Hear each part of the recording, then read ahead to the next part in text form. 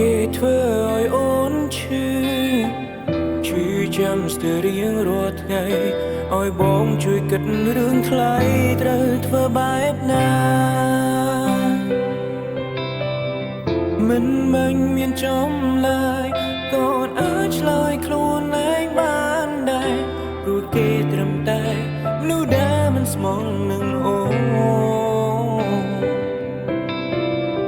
ឲ្យបងត្រូវធ្វើបែបណាបើជីវិតមិនទួនអងអាឡ័យបងដឹងចិត្តថ្លៃសេពនេចរណៃអូននៅមានគេចាប់ដៃស្ងួននងរួនប្រាប់អូនកុំទៅរកគេឬអូនទៅហើយមែនទេគេធ្វើឲ្យអូនជឿចាំយ៉ាងណាក្រែងប្រាប់បងថាគេដូចជានោះប្រមិនលោមិនគួរយកខ្លួននៅក្បែរតែពេលនេះអូនកិញកែទៅរកគេនោះវិញបានមិនបាច់ប្រាប់ថានឹកបងនឹងតែអូននៅស្នេហ៍គេរឿងដែលមានមេប្រាប់បងដូចជារឿងអ្វីទៅបងមិនយល់ប៉ុណ្ណឹងមិនដឹងខ្លួនឬគេធ្វើឲ្យឈឺយ៉ាងណាឬចាំទុកថាទីលែងត្រូវការរូបអូនទៀតហើយ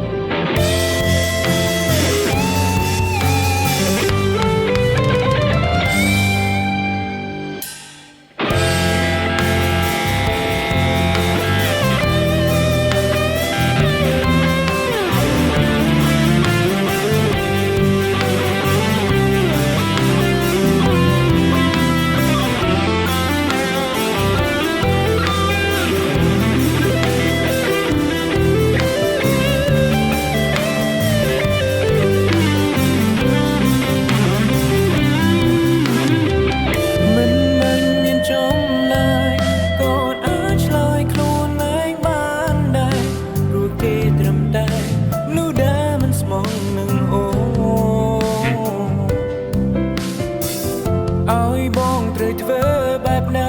បើជីវិតមិនទួនអងអាឡ័យបងដឹងចិត្តថ្លៃសេពនេចរណៃអូននៅមានគេ